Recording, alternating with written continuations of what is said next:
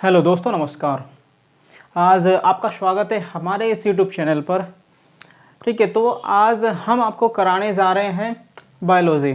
और बायोलॉजी जो है आपकी आज से कंटिन्यूटी के साथ चलेगी। और कंटिन्यूटी इसके बाद अगर आपको फिजिक्स और केमिस्ट्री पढ़ना है तो फिजिक्स और केमिस्ट्री आपके ऐप पर जा कर के आप पढ़ सकते हो। उसे ऐप पर आपकी हमने उपलब्ध कराया हुआ है। ठीक है, और जो आपकी बायोलॉजी है, बायोलॉजी को हम क्या कराएंगे, हम यूट्यूब पर ही आपका कंटिन्यूटी के साथ आज से स्टार्ट कर रहे हैं। और डेली क्या है आपके लेक्चर इसके डलते रहेंगे। ठीक है, लेकिन जो अगर आपको फिजिक्स और केमिस्ट्री पढ़नी है तो फिजिक्स और केमिस्ट्री आप हमारे गीतांजलि क्लासेस के ऐप पर जाकर के पढ़ सकते हैं। ठीक है, उसमें ऐड हो सकते हैं, उसमें एडमिशन ले सकते हैं। हमारी क्लासेज वहाँ पर कंटिन्यू चल रही है फिजिक्स की और केमिस्ट्री। ठीक है, जो भी करना चाहे आप कर सकते हो। तो फिजिक्स की भी चल रही है वहाँ पे, फिजिक्स खत्म होने के बाद वहाँ पर केमिस्ट्री भी हम चलाएंगे। ठीक है, तो आप पढ़ सकते हो अभी अगर फिजिक्स पढ़ना चाहते हो। ठीक है, और बायोलॉजी आप इस यूट्यूब पे आपको फ्री उपलब्ध हो ही जाएगी। ठीक है, तो बायोलॉजी आप यहाँ से पढ़ सकते हो और फिजिक्स को आप उस पर जा करके पढ़ सकते हो। ठीक है, तो चलिए आज हम आपका बायोलॉजी का टॉपिक है, बायोलॉजी में स्टार्ट करते हैं। सबसे पहले आज आपका डाइजेशन सिस्टम। ठीक है, तो पाचन तंत्र आज हम पढ़ेंगे। तो पाचन तंत्र में देखते हैं होता क्या है। ठीक है, चलिए देखिए, हमें आज पढ़ना है पाचन तंत्र। तो पाचन तंत्र, पाचन तंत्र। ठीक है, तो हम पढ़ेंगे पाचन तंत्र के बारे में, डाइजेस्टिव सिस्टम। तो पाचन तंत्र या डाइजेस्टिव सिस्टम होता क्या है, इसकी जो खोज की गई, इसके कब इसका बारे में बताया गया, कब इसकी खोज की गई, तो हमें ये पढ़ना है। ठीक है, तो उसमें देखते हैं हम सबसे पहले इसमें लगभग 1822 की बात है। 1822 में यूएसए के अंतर्गत एक मिशिगन झील है। उस मिशिगन झील के पास कुछ कारखाने हैं। उन कारखानों में क्या है, कुछ वर्कर्स काम करते थे। उन वर्कर्स में काम करते करते ही क्या हो गया, कुछ घटना ऐसी घटित हो गई कि वहाँ पर गोलियां चलने लगी। ठीक है, 1822 में ही यूएसए में मिशिगन झील के पास कुछ ऐसी घटना घटी जिससे वहां पर गोलियां चलने लगी। और वहां के जो वर्कर्स थे वो क्या है, इधर उधर भागने लगे। जैसे वो इधर उधर भागने लगे तो एक गोली क्या लग जाती, एक वर्कर्स के लग जाती है, उस वर्कर्स के। और उस वर्कर्स के वह गोली पेट में लग जाती है। पेट में लगने के बाद उसका पेट फट जाता है। जैसे ही उसका पेट फटा, पेट फटने के बाद क्या है, उसका जो सारा खाना था, जो सारा माल था, वो क्या है, बाहर निकल चुका था। तो उसका इलाज क्या है, एक जैसे वहाँ पे आर्मी बुलाई गई, वहाँ पे सिक्योरिटी बुलाई गई, तो वहाँ पर एक आर्मी डॉक्टर है, आर्मी डॉक्टर ने उसका इलाज किया। ठीक है, उस आर्मी डॉक्टर ने उसका इलाज किया। उसका इलाज करने के बाद जैसे ही वो कुछ थोड़ा बहुत ठीक हुआ तो वो कारखाने में काम करने के लिए जाता है, लेकिन कारखाने वाले उसको काम पर नहीं रखते। ठीक है, तो कारखाने वाले उसको काम पर नहीं रखेंगे तो करेगा क्या, फिर वो डॉक्टर के पास जाता है। तो डॉक्टर क्या करता है, फिर डॉक्टर उसको अपने यहाँ पर ही एक नौकर के रूप में रख लेता है, अपने यहीं पर क्या है, काम के रूप में रख लेता है, घर की साफ सफाई करने के लिए। ठीक है, उसको डॉक्टर रख लेता है। और जब डॉक्टर ने रख लिया तो क्या है, अब वो वहीं पे रहता है, वहीं पे काम करता है। तो एक दिन ऐसी घटना हुई, एक दिन डॉक्टर बाहर गया हुआ था। जब डॉक्टर बाहर गया हुआ तो उस दिन हुआ क्या, घटना यह घटी कि जब डॉक्टर लेट से आया, लेट रात को आया, तो वह सोया हुआ था। जब वह सोया हुआ था तो उसके पेट से क्या हो रहा था, उसके पेट से थोड़ा सा जो है फट रहा था, मतलब कि टांगे जो लगे हुए थे उसके, तो वो क्या है, थोड़े से उधड़ रहे थे। तो वहां से क्या है, थोड़ा सा लिक्विड पदार्थ है वो निकल रहा था। डॉक्टर ने देखा कि यार ये क्या निकल रहा है। बस जैसे ही उसने ये देखा तो उसके दिमाग में कुछ रिसर्च करने के बारे में क्या है, एक फितूर पैदा हो गया। तो उसने क्या सोचा कि भाई देखते हैं, चलो इसमें होता क्या है। बस किसी को कुछ मुर्गा तो चाहिए कुछ ना कुछ करने के लिए, तो उसको मुर्गा मिल गया। उसने देखा कि यार ये तो मुर्गा मिल गया, अब कुछ ना कुछ करके देखते हैं इस पर, इसकी रिसर्च करते हैं इसमें होता क्या है। ठीक है, तो उसने क्या किया, उसका हर डेली क्या है, उसके 1822 से लेकर के 1833 तक उसने उस पर प्रयोग किए, लगभग 238 प्रयोग किए। अब 238 प्रयोग करने के बाद उसने 1833 में जब सारी रिसर्च की, कभी उसको क्या खिलाया, कभी उसको हरी सब्जियां खिलाई, कभी फल खिलाए, कभी हर प्रकार के सामान उसको खिलाया, और खिला करके देखा कि यह कैसे पचते हैं, कैसे काम करते हैं। जैसे हमने खाना खाया तो यहाँ तक जाने में कैसे कैसे वर्क करता है खाना हमारा, कैसे हमारे शरीर को एनर्जी मिलती है। ठीक है, उस बारे में सारी रिसर्च की, और रिसर्च करने के बाद उसने क्या लिख दिया, 1833 में पुस्तक लिख देते हैं। ठीक है, देखो अब क्या होता है उसमें, कहाँ की थी ये, लगभग 1822 की बात थी। 1822 में यूएसए 1822 में यूएसए में मिशिगन झील के पास, मिशिगन झील, तो मिशिगन झील थी वहां पर, मिशिगन झील के पास थे। तो वहां पे क्या हुआ, एक वर्कर्स के लग गए, लेकिन वहां पे एक आर्मी डॉक्टर था, आर्मी डॉक्टर, उसका नाम था विलियम ब्यूनो। एक आर्मी डॉक्टर थे जिन्होंने क्या किया था, उसका इलाज किया था। पूछ लेते हैं कि भाई उस वर्कर्स का जो इलाज किया था वो किसने किया था। वो डॉक्टर थे, आर्मी डॉक्टर, उनका नाम था विलियम ब्यूनो। ठीक है, विलियम ब्यूनो नाम था। ठीक है, तो इन्होंने क्या किया, उस पर रिसर्च की, घर ले जाकर के क्या किया, लगभग कितने 238 प्रयोग। ठीक है भाई, उन्होंने कितने प्रयोग किए, 238 प्रयोग उस पर किए, और लगभग क्या है 1833 तक इस पर प्रयोग किए। कब तक, 1833 तक। और 1833 में उसने क्या लिख दी, इसकी रिसर्च करने के बाद जितने भी एक्सपेरिमेंट किए, उन एक्सपेरिमेंट के आधार पर उन्होंने क्या है, एक पुस्तक लिख दी। उस पुस्तक का नाम देख लेते हैं।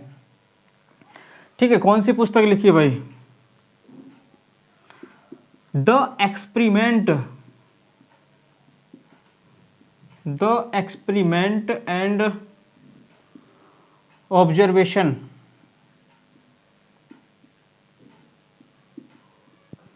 On gastric juice. तो यह पुस्तक उन्होंने लिखी, और इसी पुस्तक में उन्होंने डाइजेशन के बारे में सारी डिटेल्स लिखी।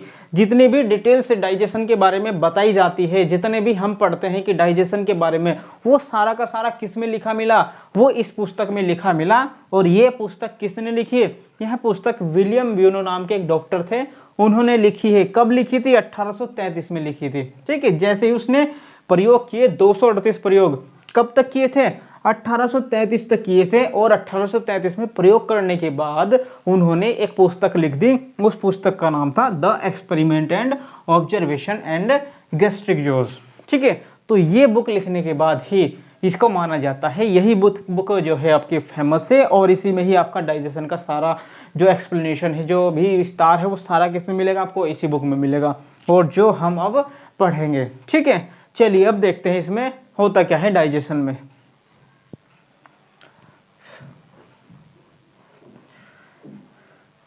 देखिए अब डाइजेशन में होता क्या है। देखो उन्होंने क्या लिखा, इन्होंने बताया कि डाइजेशन 2 प्रकार का होता है। डाइजेशन कितने प्रकार का होता है, 2 प्रकार का। तो इन्होंने बताया कि डाइजेशन आपका कितने प्रकार का है भाई, 2 प्रकार का। ठीक है, एक में बताया कि एक तो आपकी क्या है, जिसे कहते हैं आहारनाल, एक भाग तो इसका होता है आहारनाल। ठीक है, इसे कहते हैं एलिमेंट्री कैनाल। ठीक है, एक भाग तो ये होता है आपका। दूसरा भाग बताया इन्होंने कि पाचन संबंधित ग्रंथियां, एक होती है पाचन संबंधित ग्रंथियां।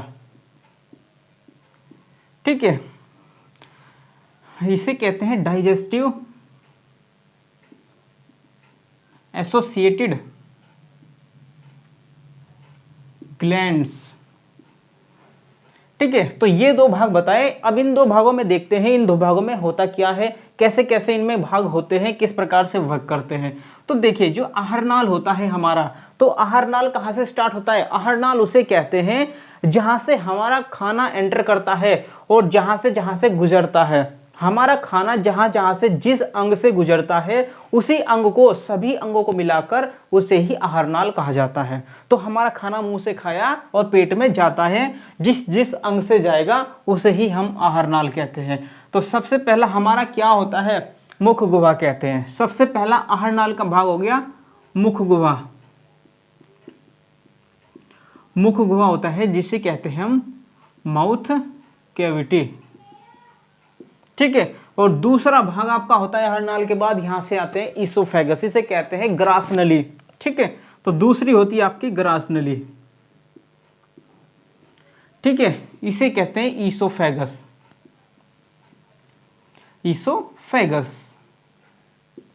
तीसरा भाग होता है इसके बाद ईसोफेगस से यहाँ पे जाएगा, फिर होता है आपका यहाँ पे अमाशय, इसे कहते हैं स्टमक। क्या होगा तीसरा भाग आपका? अमाशय। अमाशय होता है स्टमक कहते हैं इसको, ठीक है, स्टमक हुआ। और इसके बाद स्टमक के बाद आपका जो भाग होता है वह होता है छोटी आंत। छोटी आंत, इसे स्मॉल इंटेस्टाइन,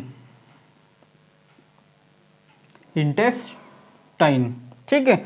इसके बाद आपका होता है आपके छोटी आंत के बाद बड़ी आंत, लेकिन छोटी आंत और बड़ी आंत के बीच में एक भाग होता है जिसे कहते हैं हम सीकन, सीकन या अपेंडिक्स भी कहा जाता है, अपेंडिक्स, ठीक है, ये भाग होता है। इसके बाद आपका होता है बड़ी आंत, ठीक है। तो ये भाग आपके माने जाते हैं किसके? आहार नाल के भाग, ठीक है, जिनमें पाचन की सारी क्रिया होती है उसे ही क्या कहते हैं? आहार नाल कहा जाता है। खाना जिस जिस अंग से गुजरता है और जिसमें पाचन की क्रिया होती है उसे आहार नाल कहा जाता है। अब इसमें देख लेते हैं पाचन संबंधित ग्रंथियां कौन कौन सी है। पाचन संबंधित ग्रंथियां, ठीक है, पहली आपकी ग्रंथि होती है लार ग्रंथि। जैसे मुंह में खाएंगे तो लार निकलेगी, तो आपकी लार ग्रंथियां हैं, उसमें से एंजाइम्स निकलते हैं, रस निकलते हैं, तो उसे क्या कहते हैं? आपकी लार ग्रंथि। तो जिससे लार निकलती है उसे लार ग्रंथियां कहा जाता है। तो सबसे पहले आपकी लार ग्रंथि होती है इसमें, ये क्या है? पाचन संबंधित ग्रंथियों वाले भाग में आती है,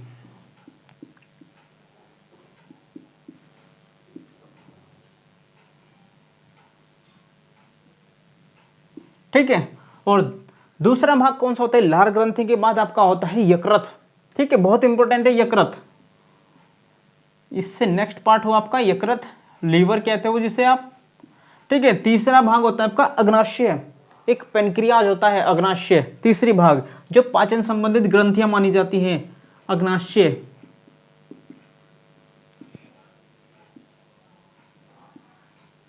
ठीक है। ये हो गया तीन भाग। तो मुख्यतः आपके पाचन संबंधित ग्रंथियां क्या होती है? तीन होती है मुख्यतः, ठीक है। तो अब इनको पढ़ते हैं, हम अलग अलग पढ़ेंगे इसको। अब इन तीनों भागों को पढ़ेंगे और इन सभी भाग को अलग अलग डिफाइन करेंगे, इनके अंदर होता क्या है, कैसे कैसे ये वर्क करते हैं, इनकी लोकेशन कहाँ पे होती है, इनके साइज क्या होते हैं, क्या क्या ये काम करती है, ठीक है, ये सारा पढ़ेंगे इनके। अब इसके बाद अलग अलग पार्ट्स में, अब पहले इसका देख लेते हैं हम, पहले इसका धीरे इसका सारा जो डायग्राम है ऊपर से लेकर के नीचे तक का डायग्राम देख लेते हैं कि कहाँ कहाँ से कौन सा भाग जाता है, कैसे कैसे जाता है, जिससे आपके माइंड में उसकी इमेज बन जाए। तो उसको समझ लेते हैं एक बार, ठीक है, चलिए।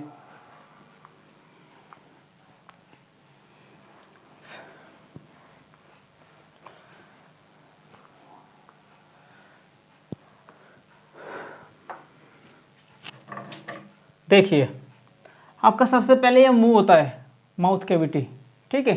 तो ऐसे खाना जाएगा मुंह से, तो ऐसे जाएगा, ठीक है। इसके बाद क्या होता है? मुंह के बाद आपका, मुंह से बाद जाएगा, ये ईसोफेगस होती है, ईसोफेगस। ईसोफेगस के बाद आपका क्या होता है? अमाशय होता है, ठीक है। ये क्या होता है आपका? अमाशय, ठीक है भाई, ये आपका क्या होता है? अमाशय होता है, ठीक है। ये क्या हो जाएगा आपका? अमाशय हो जाता है, ठीक है भाई। चलिए, अमाशय के बाद क्या होता है आपका? एक इधर लगा होता है आपका लीवर, ये क्या होता है आपका? लीवर, ठीक है, यहां पे आपका लीवर होता है। और इधर ही क्या होता है? इसके पीछे माना जाता है एक भाग, इसे क्या कहते हैं हमने? इसको कहते हैं अमाशय,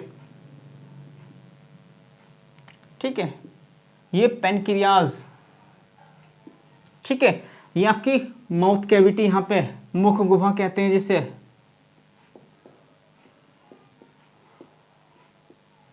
माउथ कैविटी, ठीक है। और इसके बाद ये क्या होती है? ये आपकी ईसोफेगस जिसे कहते हैं ग्रास नली, तो ये होती है आपकी ग्रास नली,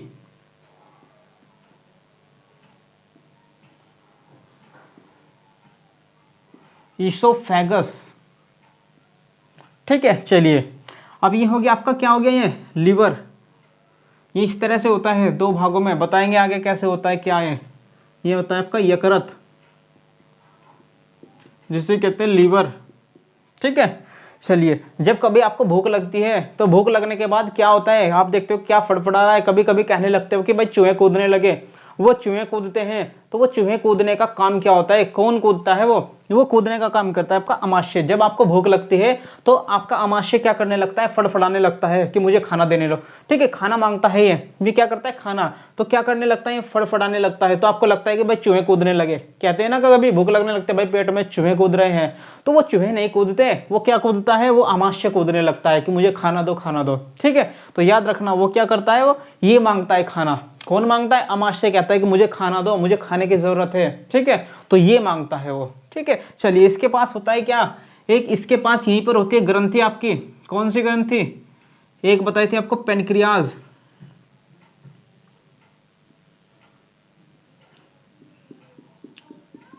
ये होगी आपकी पेनक्रियाज। ठीक है, चलिए अब इसके बाद आपकी आती है पेनक्रियाज, इसको कह दिया हमने क्या, पेनक्रियाज, अग्नाशय। ठीक है भाई, ये तो क्या था, अमाशय स्टमक था। ठीक है, और ये क्या होता है आपका पेनक्रियाज। ठीक है भाई, चलिए इसके बाद आपकी है, ये कैसी होती है, पीले कलर की होती है। ये आपसे रंग पूछ लेता है कि जो आपकी अग्नाशय होती है, अग्नाशय ग्रंथि एक तो मिश्रित ग्रंथि होती है या, और एक क्या होता है, या पीले कलर की होती है। ठीक है, दूसरी अंतर सबसे बड़ी ग्रंथि होती है आपके। ठीक है, कलर कैसा होता है इसका, पीला रंग। चलिए इसके बाद आपकी आती है छोटी आंत। अब छोटी आंत बनेगी आपकी इस तरह,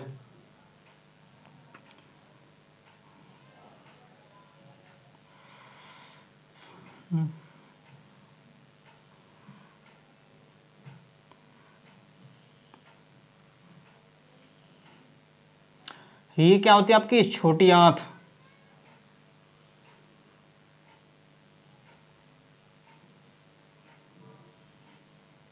ये छोटी आंत, और ये होता है इसके पास, जैसे छोटी आंत खत्म होती है तो छोटी आंत खत्म होने के बाद ही क्या होता है, यहाँ पे अपेंडिक्स होता है। और इसके बाद आपकी कौन सी आंत आती है, बड़ी आंत। ये कौन सी है, ये आपकी होती है बड़ी आंत। ठीक है भाई, देखिए ये आपकी होगी बड़ी आंत।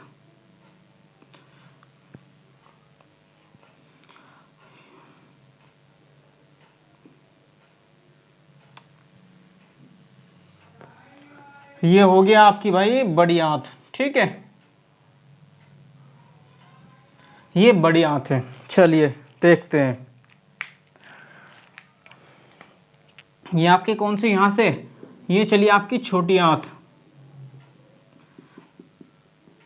ये छोटी आंत, और छोटी आंत के बाद क्या होगा आपका, बड़ सीकन आएगा। ठीक है, ये आपकी कौन सी हुई, ये हुई आपकी छोटी आंत, छोटी आंत हो गई। ठीक है, स्मॉल इंटेस्टाइन। चलिए इसके बाद देखते हैं आपकी, ये कौन सी है आपकी, ये बड़ी आंत। इसके बाद यहाँ पे आएगा क्या, ये आएगा आपका सिकन। ठीक है, कभी कभार क्या होता है, कब्ज बनने लगती है। वो कब्ज क्यों बनती है, वो कब्ज एक तो इसी के कारण बनती है आपके, क्योंकि कुछ खाना जो होता है ना, ऐसे जाने के बाद जो वेस्ट मटेरियल होता है वो ऐसे ना जा करके वो कहाँ पे फंस जाता है, आपका अपेंडिक्स में फंस जाता है। जब खाना आपके अपेंडिक्स में फंस जाता है तो वहीं पे क्या होने लगती है, आपको कब्ज होने लगती है, वो सड़ने लगता है। तो आपके क्या होती है, आपको प्रॉब्लम होने लगती है, कब्ज की प्रॉब्लम होने लगती है। तो वो होती क्या है, आपका अपेंडिक्स। ठीक है, तो यहाँ पर जो खाना है वेस्ट मटेरियल, वो यहाँ पर ही क्या है, अटक जाता है। तो यहाँ पर अटक जाएगा, सी क्या आपके यहाँ पे खाना जो है वो सड़ने लगेगा वेस्ट मटेरियल, और आपके अंदर क्या है, कब्ज बनने लगती है।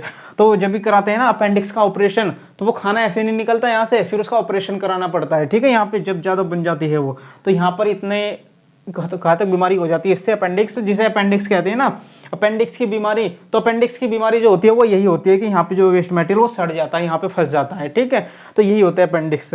इसके बाद आपकी कौन सी होती है, इसके बाद आपकी होगी है बड़ी आंत। ठीक है, ये कौन सी चलेगी भाई आपकी, ये आपकी चलती है बड़ी आंत,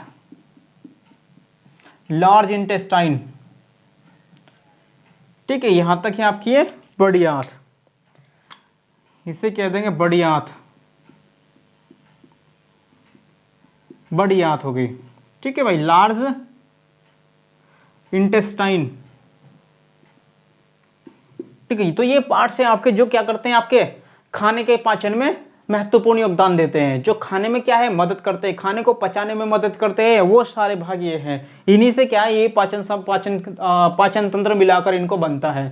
ठीक है, यही सारे भाग हैं वो काम करते हैं। इनमें से क्या होता है सभी में क्या अलग अलग प्रकार के रस निकलते हैं, अलग अलग प्रकार की क्रियाएं करते हैं। आपके सभी जितने भी भाग हैं सभी में अलग अलग प्रकार की क्रियाएं होती हैं। अगर पूछा जाए आपके आंशिक रूप से भोजन कहाँ पच जाता है, आपका आंशिक रूप से आधा भोजन यहाँ पे पच जाता है, क्योंकि 4 से 5 घंटे तक जो आपका खाना रहता है वो कहाँ पे रहता है, 4 से 5 घंटे तक आपका खाना अमाशय में रहता है।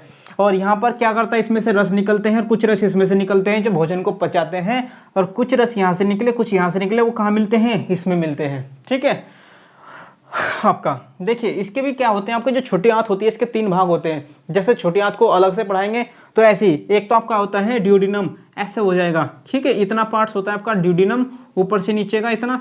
ठीक है, फिर इसके बाद एक पार्ट होगा, फिर इसके बाद। ठीक है, ये 3 पार्ट होते हैं इसके भी, एक तो ड्यूडिनम,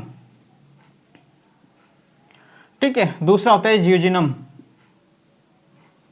ज्यूजिनम, ठीक है, तीसरा होता है इलियम। तो आपके 3 पार्ट होते हैं छोटी आंत के। तो पूछ लेता है कि छोटी आंत को कितने भागों में बांटा गया है। छोटी आंत को एक तो ड्यूडिनम, फिर उससे निचले का पार्ट, बीच का पार्ट कौन सा होता है पूछता है, ज्यूजिनम, और तीसरा पार्ट होता है सबसे अंतिम पार्ट इलियम होता है, जो सीकन से जुड़ा होता है। सीकन से कौन सा पार्ट जुड़ा होगा आपका, इसका। ठीक है, ये वाला पार्ट है इसका, ये वाला। ठीक है भाई, ये वाला याद रखना। ठीक है, तो ये वाला पार्ट हो गया, सबसे ऊपर का जो पार्ट होगा यहाँ से यहाँ तक, तो वो तो ड्यूडिनम, और इसका फिर यहाँ से यहाँ तक। ठीक है, ये वाला जो भाग होगा इसको कहते हैं ज्यूजिनम, फिर यहाँ से यहाँ तक का जो भाग होता है उसको इलियम कहते हैं। तो यानी कि 3 भाग होते हैं, बस आपको 3 भाग याद रखने। नाम आपसे पूछेगा कि उसका बीच का भाग कौन सा होता है, सबसे अंतिम भाग कौन सा होता है, सबसे पहला भाग कौन सा होता है। क्योंकि जो आपके रस निकलते हैं यकृत से और अग्नाशय से, कुछ एंजाइम्स निकलेंगे, हार्मोन्स निकलेंगे, तो वो किस भाग में जाते हैं छोटी आंत के, तो वो छोटी आंत के कौन से भाग में जाएंगे, आपके ड्यूडिनम में जाते हैं। ये आपको मोस्ट इंपॉर्टेंट क्वेश्चन बनता है कि जो रस निकलते हैं आपके उससे, यकृत से और अग्नाशय से, दोनों से जो रस निकलते हैं वो छोटी आंत में कहाँ जाकर के मिलते हैं, वो छोटी आंत में आपके ड्यूडिनम वाले पार्ट में जाकर के मिलते हैं। क्योंकि ड्यूडिनम वाला पार्ट इनसे क्या है, ये जुड़ा रहता है दोनों से। क्या है, इसमें से रस निकले ऐसे ऐसे, भाई इसमें से रस आए, ऐसे ही इसमें से रस आए, तो कहाँ पे मिलेंगे वे सारे रस, इसमें मिल जाते हैं। ठीक है, तो कहाँ मिलते हैं भाई सारे रस, तो ये किसमें, ड्यूडिनम वाले भाग में आपके सारे रस मिल जाते हैं, जो खाने को पचाने में क्या है, पूरी तरह से मदद करते हैं, पूरी तरह से खाने को पचा देते हैं। कौन पचाते हैं, ये पचाएंगे आपके जो रस निकलते हैं, इनमें से बहुत सारे एंजाइम्स निकलते हैं, हार्मोन्स निकलते हैं, वो बताएंगे कौन कौन से हैं। जैसे जैसे हम अलग अलग पार्ट्स पढ़ेंगे इनके, तो सारे बताएंगे कौन कौन से इनमें से रस निकलते हैं। ठीक है, चलिए हाँ, ये तो समझ लेते हैं। देखिए सबसे पहला भाग आपका कौन सा, मुख हुआ। खाना कहाँ से जाएगा, माउथ कैविटी में से जाएगा। फिर इसके बाद आती है ग्रास नली, तो ग्रास नली में से जाता है। फिर खाना आपका कहाँ से जाएगा, ग्रास नली में से। फिर इसके बाद खाना कहाँ चला जाता है, इसमें प्रवेश कर जाता है आपका। ठीक है, अमाशय में प्रवेश कर जाएगा। कितने, 4 से 5 घंटे तक रहता है इसमें।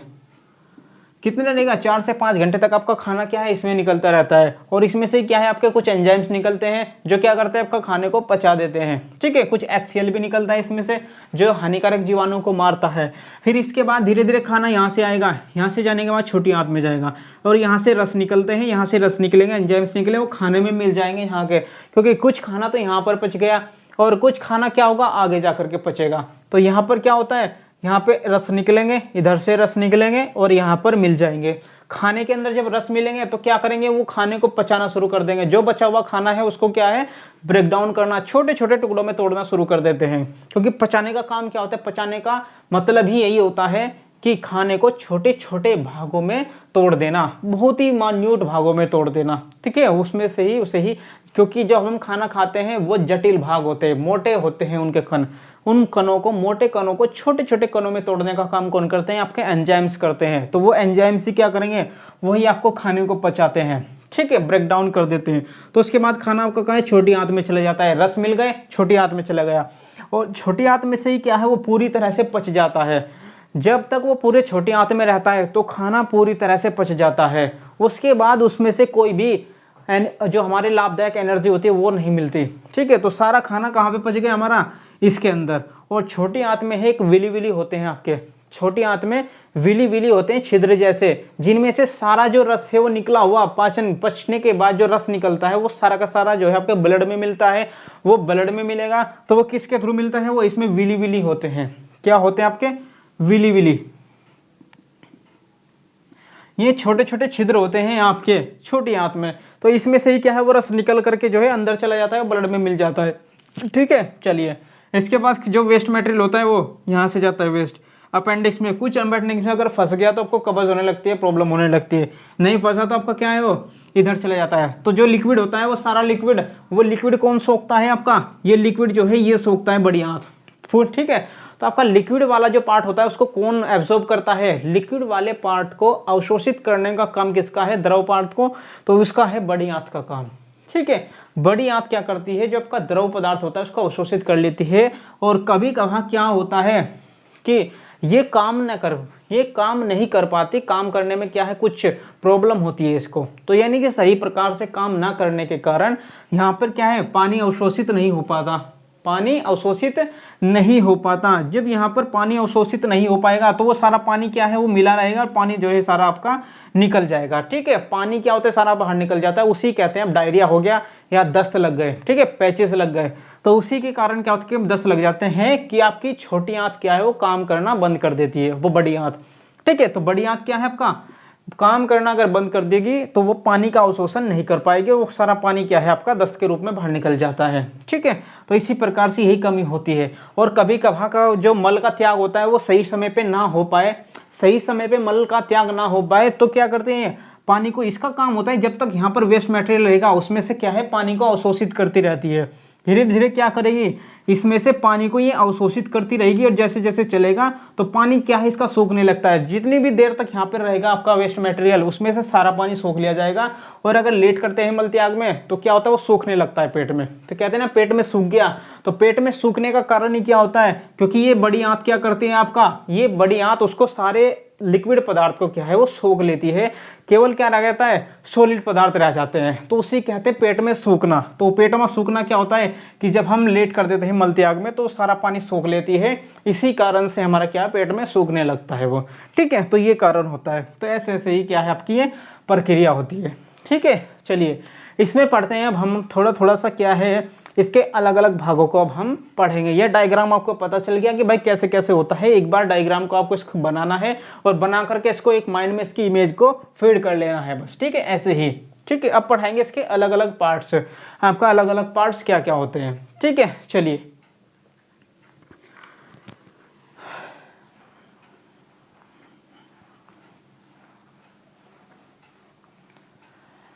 देखिए आपके सबसे पहले हम पढ़ाएंगे पाचन संबंधित जो ग्रंथियां हैं। अब पाचन संबंधित आपकी जो ग्रंथियां हैं उनमें देख लेते हैं।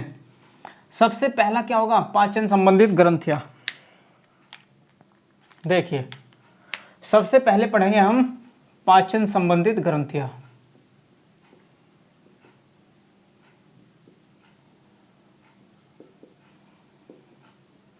पाचन संबंधित ग्रंथियां। ठीक है, तो इसमें कौन सी थी सबसे पहली हमें पढ़नी थी इसमें पाचन संबंधित ग्रंथियों में लार ग्रंथियां। सबसे पहली होगी आपकी लार ग्रंथि। देखिए लार ग्रंथि,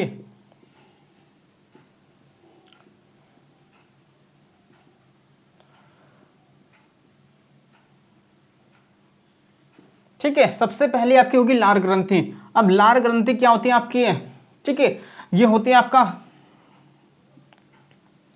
ये मुंह हो गया जैसे, तो इसमें क्या हो गया आपकी,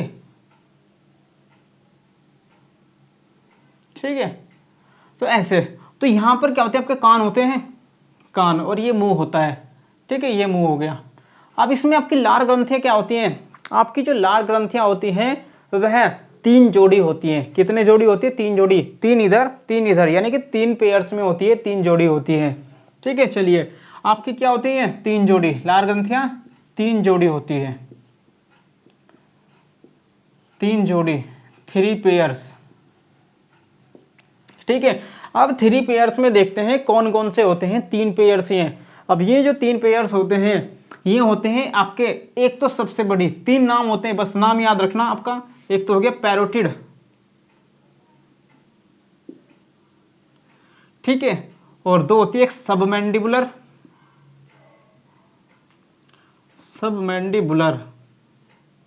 और एक होती है आपकी सबलिंगुअल।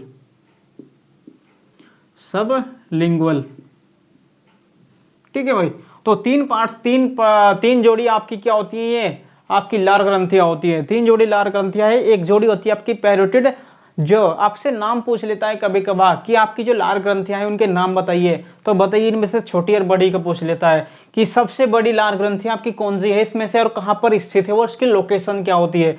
तो सबसे बड़ी कौन सी आपकी है, ये होती है आपकी सबसे बड़ी, सबसे बड़ी। और होती कहां पर, ये आपके कान है, कान के पीछे होती है, बिल्कुल जैसे ये कान हुआ है तो कान के पीछे ही क्या होती है, इस प्रकार की शेप होती है इनकी, ठीक है, इस प्रकार के आकार की होती है। तो ऐसे आकार की होती है जो होती है आपकी सबसे बड़ी ग्रंथि। तो सबसे बड़ी लार ग्रंथि कौन सी है आपकी, पैरियोटिड है, जो कहां पर स्थित है, कान के पीछे, इधर भी और इधर भी, जिसमें से एंजाइम्स निकलते रहते हैं, ठीक है। तो लार निकलती है और लार में क्या है, एंजाइम्स निकलते हैं। और दो आपकी कहां होती है, मुंह में होती है यहाँ पर, ठीक है। यहाँ पर होती है एक सबलिंगुअल और सबमैंडिबुलर, ठीक है, दो ये याद रखना, एक सबमैंडिबुलर और एक सबलिंगुअल और एक पैरियोटिड। तो ये क्या होती है, सबसे बड़ी। आपसे ये पूछा जाता है कि इन तीनों में सबसे बड़ी ग्रंथि कौन सी है, तो सबसे बड़ी ग्रंथि आपकी पैरियोटिड ग्रंथि है, ठीक है। चलिए, तीन जोड़ी होगी। अब इसका लार ग्रंथि का काम क्या होता है, आपसे पूछे कि लार ग्रंथि क्या काम करती है। लार ग्रंथि आपका लार का निर्माण करती है। क्या करेगी, लार का निर्माण करेगी सबसे पहला। तो इसका काम होता है आपका लार का निर्माण, ठीक है भाई, लार का निर्माण करना भी इसी का काम होता है, ठीक है। आपसे लार ग्रंथि में से एंजाइम्स कौन कौन से निकलते हैं। अब इसमें से क्या है, लार का निर्माण, तो इसमें से जो एंजाइम्स निकलेंगे कौन कौन से भाई, एंजाइम्स, तो इसमें से जो है एंजाइम्स दो निकलते हैं। कौन कौन से एंजाइम्स निकलेंगे, दो इंपॉर्टेंट एंजाइम्स है इसमें से। कौन से हैं भाई, आपके टाइलिन, टाइलिन होता है, एक होता है आपका लाइसोजाइम।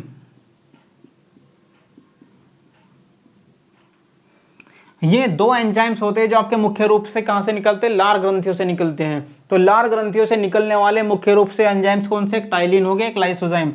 टाइलिन का काम पूछ लेता है, टाइलिन क्या करता है, जब आप खाना खाते हो तो उसमें क्या मिला देता है, क्या करता है, उसको स्टार्च को माल्टोज में कन्वर्ट करने का काम। स्टार्च को माल्टोज में क्या करता है, स्टार्च को माल्टोज में कन्वर्ट करता है, ठीक है। तो पूछ लेता है कि कौन सा एंजाइम्स है जो स्टार्च को माल्टोज में बदलता है। स्टार्च को माल्टोज में बदलने का काम आपका टाइलिन करता है। टाइलिन कहाँ से निकलता है, लार ग्रंथि से निकलता है, ठीक है। पूछ लेता है कि कौन सी ग्रंथि से निकलता है टाइलिन, तो टाइलिन नाम का जो एंजाइम है तो वो कहाँ से निकलता है, वो आपका लार ग्रंथियों से निकलता है, ठीक है।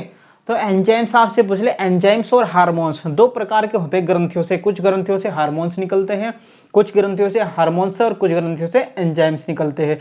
एंजाइम्स क्या काम करते हैं, हार्मोन्स क्या काम करते हैं।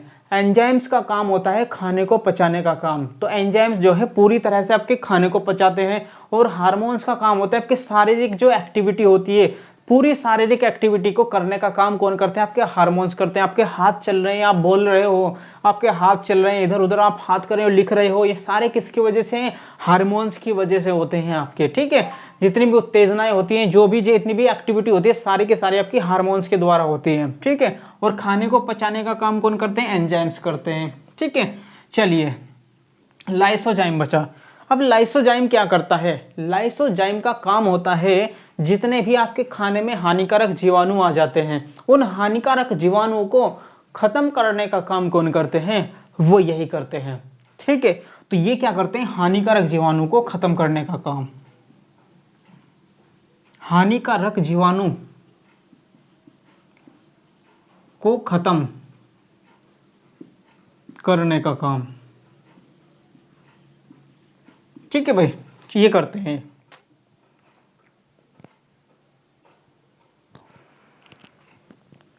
चलिए भाई, आपका हो गया, क्या करते हैं लाइसोजाइम, ये आपके हानिकारक जीवाणु को खत्म करने का काम करते हैं। तो वो करने का काम किनका है, लाइसोजाइम का है। चलिए, ये आपकी लार ग्रंथि हुई। लार ग्रंथि में से इतने ही आपसे प्रश्न बन सकते हैं, आप इसको अच्छी तरह से पढ़ लेना, इनके नाम पढ़ लेना, कौन कौन सी ग्रंथियां हैं। लार ग्रंथि तीन जोड़ी होती है, एक पैरियोटिड होगी, सबमैंडिबुलर और सबलिंगुअल, तीन हो गई। सबसे बड़ी आपकी होती है पेरियोटिड, जो कहाँ पर लोकेटेड होती है, कहाँ पर स्थित होती है, यह आपके कान के पीछे स्थित होती है। और आपकी दो होती है सबमैंडिबुलर, सबलिंगुअल। सबलिंगुअल सबमैंडिबुलर कहाँ होती है, आपकी जीभ के पास होती है, जीभ के नीचे होती है, मुंह में होती है। ठीक है, चलिए इसके बाद आपके इसका काम क्या होता है लार ग्रंथि का। सिंपल सी बात है, लार ग्रंथि का काम लार का निर्माण करना ही तो होगा, तो लार का निर्माण करती है। ठीक है, इसमें से एंजाइम्स कौन कौन से निकलते हैं, सबसे इंपॉर्टेंट कि आपके लार से कौन कौन से एंजाइम्स निकलते हैं। दो एंजाइम्स निकलते हैं, टाइलिन और लाइसोजाइम। कौन कौन से, टाइलिन और लाइसोजाइम, दो एंजाइम्स निकलेंगे। टाइलिन का काम होता है आपका किसको पचाने का काम, स्टार्च को माल्टोज में बदलने का काम। और लाइसोजाइम का काम क्या होता है, हानिकारक जीवाणु को क्या करना है, नष्ट करने का काम। ठीक है, फिनिश करने का काम। तो ये होता है आपके लार ग्रंथियां। ठीक है, इसके बाद पढ़ते हैं हम एक छोटे से आपके आएगी लीवर। ठीक है, लीवर पढ़ लेते हैं, जो आपके लिए बहुत महत्वपूर्ण है, जिसमें से बहुत ही प्रश्न आते हैं, वो हम देखते हैं। ठीक है, दूसरा आएगा आपका संबंधित ग्रंथियां कौन सी है, यकृत। देखिए यकृत देख लेते हैं, यकृत में क्या है। दूसरी आपकी ग्रंथि होगी यकृत, यकृत हो जाती है। ठीक है, यकृत देखिए शरीर का सबसे बड़ा आंतरिक अंग, आपसे पूछ ले शरीर का सबसे बड़ा आंतरिक अंग कौन सा है, आपका लीवर ही होता है। यही पूछा जाएगा कि शरीर का सबसे बड़ा आंतरिक अंग, इंटरनल ऑर्गन, तो यह क्या होता है, यह शरीर का, यह क्या होता है, शरीर का सबसे बड़ा आंतरिक अंग, शरीर का सबसे बड़ा आंतरिक अंग होता है, जिसे इंटरनल ऑर्गन, इंटरनल ऑर्गन। ठीक है, क्या होता है, इंटरनल ऑर्गन। आपसे पूछ लेगा कि शरीर का, हमारे ह्यूमन की बॉडी का सबसे बड़ा इंटरनल ऑर्गन, आंतरिक अंग कौन सा होता है, वो यकृत ही होता है, लीवर। लेकिन शरीर का सबसे बड़ा अंग, इसी में पूछ ले, सबके शरीर का सबसे बड़ा अंग कौन सा है, स्किन होता है। वैसे क्या है कि आजकल के एग्जाम में ये छोटा बड़े वाला काम खत्म हो चुका है, ये छोटे बड़े वाला काम अब आता नहीं है एग्जाम में। बस ये है कि बेसिक के लिए आपको पढ़ना भी जरूरी है, बाई चांस आ जाए। लेकिन आजकल जो है सबसे छोटा, सबसे बड़ा, सबसे ऊंचा, सबसे नीचा, इस तरह के जो है प्रश्न बहुत कम आते हैं। ठीक है, तो इन पे ज्यादा ध्यान ना देते हुए कंसेप्ट पे ध्यान देना है, कंसेप्ट से आपके बहुत ज्यादा प्रश्न बनेंगे। तो इसी प्रकार ये छोटे बड़े का ज्यादा ध्यान ना रखते हुए, बस कुछ जो कंफ्यूजिंग होते हैं तो कंफ्यूजिंग वाले आपको दे देता है, लेकिन अब ज्यादा नहीं आते हैं, बहुत आ चुके हैं, अब नहीं आते। ठीक है, चलिए, तो सबसे बड़ा शरीर का सबसे बड़ा आंतरिक अंग, लेकिन शरीर का सबसे बड़ा अंग, सबसे बड़ा अंग होता है आपका त्वचा। ठीक है भाई, स्किन याद रखना, शरीर का सबसे बड़ा अंग त्वचा होता है, सबसे बड़ा आंतरिक अंग ये होता है। ठीक है, चलिए हो जाएगा। आपको जो लीवर होता है ये पूछ लेता है पुरुषों में भारी होता है या स्त्रियों में। ठीक है, तो याद रखना ये किस में होता है, पुरुषों में भारी होता है, स्त्रियों की अपेक्षा, स्त्रियों की अपेक्षा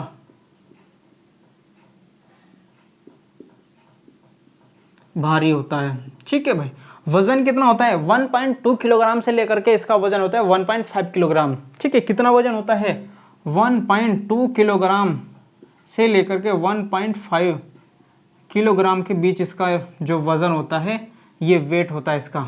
ठीक है, वजन आपसे पूछ लेता है, तो वजन कितना हुआ, 1.2 किलोग्राम से लेकर के 1.5 किलोग्राम होता है। तो यानी कि जो स्त्रियां होती है, स्त्रियों के पास 1 यानी कि 1200 से 1300 के बीच में होता है। स्त्रियों में आपसे पूछ लें 1.2 से लेकर के 1.3 किलोग्राम, ये होता है आपका स्त्रियों में।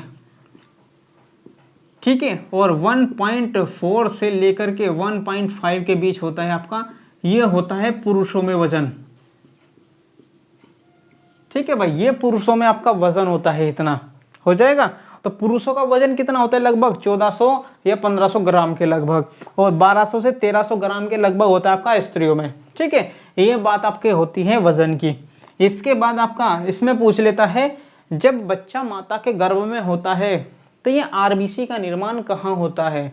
जब बच्चा माता के गर्भ में होता है तो आरबीसी का निर्माण, रेड ब्लड सेल्स का निर्माण कहाँ पर होता है। आपके लीवर्स में होता है जब बच्चा माता के गर्भ में होगा। लेकिन जब माता के गर्भ से बाहर आ जाता है, बच्चे का जन्म हो जाता है, तो उसकी जो आरबीसी है बोन मैरो में, मेरू रज्जा में बनने लगती है। ठीक है, तो यहाँ पे आता है कि जब बच्चा माता के गर्भ में होता है तो क्या होता है, आरबीसी का निर्माण जब बच्चा माता के गर्भ में होता है, गर्भ में होता है, तो आरबीसी का निर्माण कहां पर होता है, आरबीसी का निर्माण लीवर में होता है, लीवर में। ठीक है भाई, ये पॉइंट याद रखना है, कभी कभार आ जाता है, ऐसे प्रश्न बहुत ज्यादा आते हैं कंसेप्चुअल। ठीक है, कि जब बच्चा माता के गर्भ में होगा तो आरबीसी का निर्माण, उसमें खून का जो निर्माण होता है, रेड ब्लड सेल्स होते हैं, लाल रक्त कणिकाएं होती हैं, उनका निर्माण कहाँ पर होता है, वो होता है आपका किसमें होता है, लीवर में होता है, यकृत में। ठीक है, लेकिन जब बच्चा का जन्म हो जाता है तो उसके बाद आपका बोन मैरो में हो जाता है। ठीक है, रेड बोन मैरो में। ठीक है, उसमें भी तो होती है कि येलो बोन मैरो, एक रेड बोन मैरो, तो उनमें से दोनों में से कौन सा है, रेड बोन मैरो में से। ठीक है, कौन से में होगा आपका, रेड बोन मैरो। ठीक है भाई, रेड बोन मैरो में क्या होता है, आरबीसी का निर्माण होता है।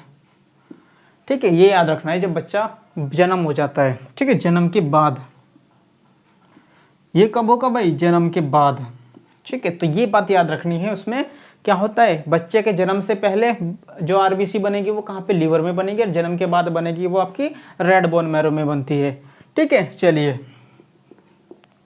अब इसके बाद आपका आता है कि जो आपके इसमें क्या बनता है, इसमें आपके एक पितरस पाया जाता है। ठीक है, लीवर में पूछता है कि लीवर में क्या बनता है, आपका पितरस बनता है। पितरस, यही प्रश्न पूछता है कि पितरस कहाँ पर बनता है, इन मनुष्य के शरीर में किस अंग में पितरस बनता है, बाइल जूस बनता है, तो बाइल जूस या पितरस आपका लीवर में बनता है। ठीक है, ये पॉइंट बहुत इंपॉर्टेंट है, चलिए देख लेते हैं क्या होगा, पितरस। तो ये क्या करता है, यह पितरस का निर्माण करता है।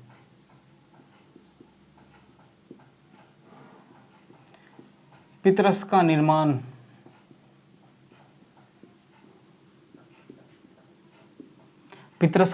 करता है। ठीक है भाई, बाइल जूस क्या करेगा, ये बाइल जूस का निर्माण करता है। और ये बाइल जूस होता है, इसमें क्या है, 2 लवण पाए जाते हैं। इस बाइल जूस में क्या होता है, 2 साल्ट होते हैं, साल्ट कहते हैं लवण। ठीक है, तो ये बाइल जूस किससे मिलकर के बना होता है, 2 लवण से मिलकर के बना होता है। 2 लवण पाए जाते हैं इसमें। कौन कौन से लवण हैं, आपसे ये पूछेगा कौन कौन से साल्ट हैं। एक तो होता है बिलीरुबिन, एक होता है आपका बिलीरुबिन, एक होता है बिलीवर्दीन। ठीक है, तो ये 2 बनते हैं। आपका जो पीलिया होता है, पीलिया किसकी वजह से होता है, आपका पीलिया आपका होता है बिलीरुबिन की वजह से। ठीक है, तो बिलीरुबिन की मात्रा अगर ज्यादा बढ़ने लगती है, आपके लीवर में ज्यादा निर्माण होने लगता है, तो आपको क्या होता है, ये क्या है, आपके ब्लड में ज्यादा मिल जाता है। जब ब्लड में ज्यादा मिल जाएगा तो ब्लड का रंग कैसा कर लेता है, ये पीला कर देता है। तो पीला होने लगता है तो आपको पीलिया कहा जाता है कि जॉन्डिस हो गया, पीलिया। तो वो किसकी वजह से, जब आपका क्या करता है, ये बिलीरुबिन का निर्माण ज्यादा होने लगता है और लीवर इसको क्या है, कंट्रोल नहीं कर पाता। जब लीवर इसे कंट्रोल नहीं कर पाता बिलीरुबिन को, तो क्या होने लगता है, आपको पीलिया हो जाता है। तो पीलिया किसकी वजह से होता है, पीलिया आपका इसी की वजह से होता है। ठीक है, बिलीरुबिन की वजह से ये क्या करता है, पीलिया हो जाता है इसी की वजह से, पीलिया का कारण। ठीक है, जब मनुष्य को पीलिया होता है तो वो इसी की वजह से होता है, इस रस की वजह से जो पित्तरस में होता है। ठीक है, तो बिलीरुबिन। ये बिलीवर्दीन क्या होता है, ये क्या होता है, शरीर का रंग थोड़ा सा ग्रीनिश कलर अगर ज्यादा बनने लगे तो क्या करता है, ग्रीनिश कलर कर देता है। ये इसकी वजह से क्या होता है, ग्रीनिश कलर। ठीक है भाई, तो ये क्या कर देता है, ग्रीनिश कलर। आपसे ये इंपॉर्टेंट नहीं है, केवल ये इंपॉर्टेंट है। ये पूछा जाता है कि कौन सा लवण है जिसकी वजह से पीलिया होता है, उस पीलिया का कारण कौन सा लवण होता है, वो बिलीरुबिन होता है। ठीक है, ये याद रखना। पीलिया की जब रिपोर्ट देखोगे तो रिपोर्ट में आपको इसी की मात्रा मिलती है। ठीक है, कि ये कितना है। चलिए, इसके बाद आपका आता है पितरस हो गया। ठीक है, तो आपके पूछते हैं कि जो आपका पितरस होता है ये स्टोर कहाँ पर होता है, पितरस संचित कहां पर होता है भाई, इसमें तो बन रहा है, बनने के बाद वो कहां जाता है, जो आपका पितरस होता है। देखिए यहाँ पर था, ये आपका अमाशय था और इधर क्या था, लीवर था। ठीक है, यहाँ पे क्या था आपका, लीवर। ठीक है, ऐसे लीवर था ये। अब लीवर, इसी के पास में क्या थी, एक आपकी पित्त की थैली थी, पित्ताशय कहा था जिसे, पित्ताशय। तो लीवर के पास में ही क्या होती है, एक पित्ताशय होती है जिसे पित्त की थैली भी कहा जाता है। पित्त की थैली और पित्ताशय, जिसे गैल ब्लैडर, गैल ब्लैडर भी कहा जाता है। तो ये आपसे पूछता है कि जो आपको पितरस जो शरीर के लिए जरूरी है, वो पितरस कहाँ चला जाता है, वो पितरस जो है आपका खाने मिल जाता है आगे। ठीक है, वो तो आगे चला जाएगा पितरस, लेकिन जो एक्स्ट्रा होता है, एक्स्ट्रा बाइल जूस, वो कहाँ पे स्टोर होता रहता है, वो पित्त की थैली में, यानी कि पित्ताशय में स्टोर होता रहता है। आपसे पूछता है कि आपका जो पितरस होता है लीवर में निर्माण होता है, इसका लीवर में निर्माण होने के बाद ये स्टोर कहाँ पर होता है, कहाँ पर संचित होता है, तो संचित आपका यहाँ पे पित्त की थैली में या पित्ताशय में स्टोर होता रहता है। ठीक है, जो एक्स्ट्रा होता है वो कहाँ पे स्टोर होगा, यहाँ पे, जो काम के लिए होता है वो यहाँ पे चला जाता है। ठीक है आगे, लेकिन जो स्टोर फालतू होता है, एक्स्ट्रा होता है, वो कहाँ पे स्टोर होता है, आपका पित्ताशय में स्टोर होता रहता है। तो पूछ लेता है कि कहाँ पे स्टोर होता है, ये स्टोर पूछ लेता है कहाँ पे भाई, पित्ताशय, पित्ताशय में होता है या गैल ब्लैडर। ठीक है, तो गैल ब्लैडर में या पित्ताशय में क्या है, आपका पितरस स्टोर होता है।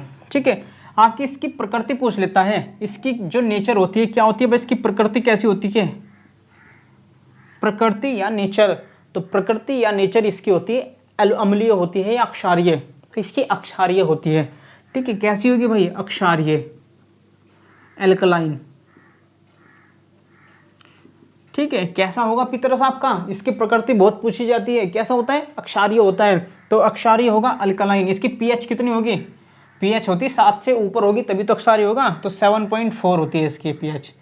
ठीक है, पीएच पूछ लेते हैं कभी कभार, पीएच बहुत पूछता है इसकी, कि पीएच कितनी होती है इसकी, पीएच इसकी 7.4 होती है। ठीक है, पितरस की पीएच। चलिए, इसके बाद आता है आपका प्रकृति होगी, एक ये द्विपाली अंग भी आता है, कि ये कैसा होता है, ये आपका द्विपाली अंग होता है, द्विपाली अंग।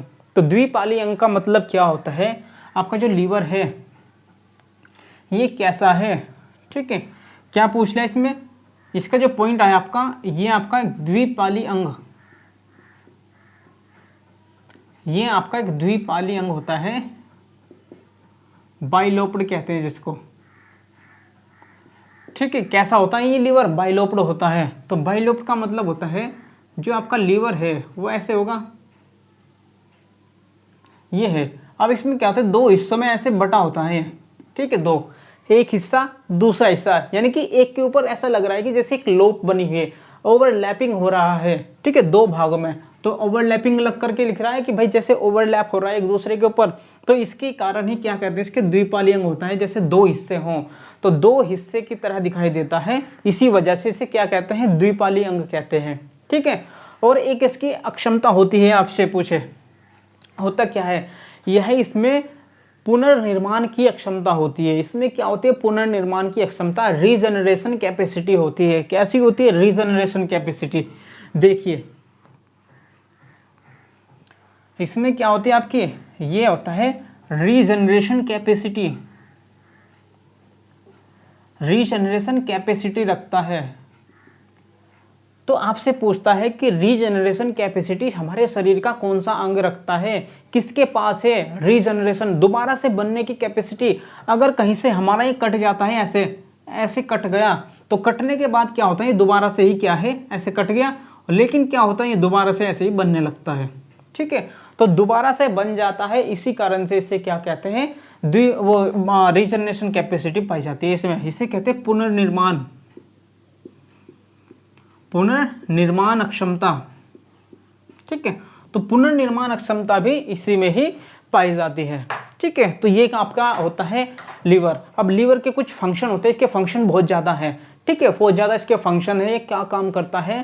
ठीक है, तो ये बहुत सारे इसके काम है, तो इसलिए क्या है, आज नहीं हो पाएगा। इसके हम जितने भी फंक्शन है वो सारे कल कराएंगे। इसके अंतर्गत कौन कौन सी चीज़ें पाई जाती हैं और क्या क्या होता है, वो क्या है हम नेक्स्ट लेक्चर में या कल के लेक्चर में कराएंगे, क्योंकि आपकी जो बायोलॉजी की क्लासेज हैं कंटिन्यू चलेगी और स्टार्टिंग से लेकर के एंड तक चलेगी। इसमें आपको बॉटनी भी कराया जाएगा, ठीक है, एनिमल किंगडम भी और आपका ह्यूमन फिजियोलॉजी भी। तो ये आपका ह्यूमन फिजियोलॉजी है जिसमें से ज़्यादा क्वेश्चन बनते हैं और हर एग्जाम में इनमें से ही बनते हैं। आपका बॉटनी भी कराया जाएगा, आपका एनिमल किंगडम भी कराया जाएगा, तो सारे इसमें से आपको कराए जाएंगे शुरू से लेकर आखिर तक आपके इस यूट्यूब चैनल पर ही आपको कराते रहेंगे। आप ध्यान से इसको डेली आप देखते रहिए और इसको नोट्स तो जो भी मैं करा रहा हूँ उसके पूरे के पूरे नोट्स बनाइए और पूरे के पूरे नोट्स बनाने के बाद इसमें से ही आपको हर एग्जाम में मिल जाएगा केवल, ठीक है। आप इसी को बना लीजिएगा। सारे जो क्वेश्चन में लिखा रहा हूँ ये सारे आपके लिए है क्या, जितने भी अब तक एग्जाम में आए हुए हैं सारों को मैंने इकट्ठा करके ही क्या है आपका नोट्स बना दिए हैं ये, ठीक है। सारों को इकट्ठा करके ही क्या है आपको बता रहा हूँ ये, बस वही एग्जाम में हर बार आते हैं, इससे बाहर कोई प्रश्न बनता भी नहीं है। तो आपको सिर्फ इतना आप पढ़ लीजिएगा, आपके काम हो जाएगा, ठीक है। तो अगर आपको फिजिक्स पढ़नी है और केमिस्ट्री तो वो आप जाकर कहाँ पे पढ़ सकते हो, हमारे गीतांजलि क्लासेज के ऐप पर जाकर के आप पढ़ सकते हो उसको, ठीक है। उसमें एडमिशन लीजिए, कोई ज़्यादा बड़ी बात नहीं है। अगर आपको पढ़ना है तो आप पढ़ सकते हो उसमें शुरू से लेकर के न्यूमेरिकल सहित, क्योंकि आपके फिजिक्स में और केमिस्ट्री में कुछ न्यूमेरिकल्स आते हैं जो बच्चों को पता भी नहीं चल पाता कि भाई कैसे न्यूमेरिकल्स हो भी नहीं पाते, लेकिन हम क्या करते हैं उसमें आपको इतनी आसानी से न्यूमेरिकल्स भी कराए जाएंगे कि आपको बहुत ही आसान लगेगा, बहुत आसानी से आपको समझ में भी आ जाएगा। तो न्यूमेरिकल्स भी जिसको करने हैं फिजिक्स और केमिस्ट्री, तो वो आप हमारे ऐप पर गीतांजलि क्लासेज के ऐप पर जाकर के आप कर सकते हो उसमें, ठीक है। तो आपको उसमें बहुत ही मिनिमम फीस है, देखो ज़्यादा फीस नहीं है, केवल 500 रुपये उस पर फीस है। 500 रुपये में आप महीने की फीस है, तो एक महीने से पहले आपकी फिजिक्स हो जाती है, केमिस्ट्री भी कम में करा देंगे, ठीक है। तो ज़्यादा नहीं है, ठीक है, इतने में आप कर सकते हो। आपको पूरी जो है PDF भी मिलेगी उसमें, PDF के सहित आपको जो है पूरे प्रैक्टिस सेट्स के लिए जो आपके मिलते हैं क्विज भी मिलेंगे, हर प्रकार के आपको उस पर अवेलेबिलिटी मिल जाएगी, सारी फैसिलिटी उस पर मिलेगी। आप करना चाहते हो आप उसमें कर सकते हो। अदरवाइज हम बायोलॉजी हमारी चली रही है, जीव विज्ञान जो सारा है वो हम सारा इसमें ही करा देंगे, क्योंकि थोड़ा लेंथी है। अब इसको करा देंगे हम इसी में ही, जब तक भी होता रहेगा डेली कंटिन्यूटी के साथ आपकी इसमें क्लास चलती रहेगी और हम इसको कराते रहेंगे। तो बायोलॉजी इसमें करते रहिए और फिजिक्स केमिस्ट्री जिसको करनी है वो उसमें जाकर के कर सकता है, ठीक है, हमारे ऐप पर जाकर के। चलिए तो ठीक है, तो नेक्स्ट जो कराएंगे हम वो इसका आगे का पोर्शन वो कल करा देंगे, ठीक है। तो थैंक यू वेरी मच।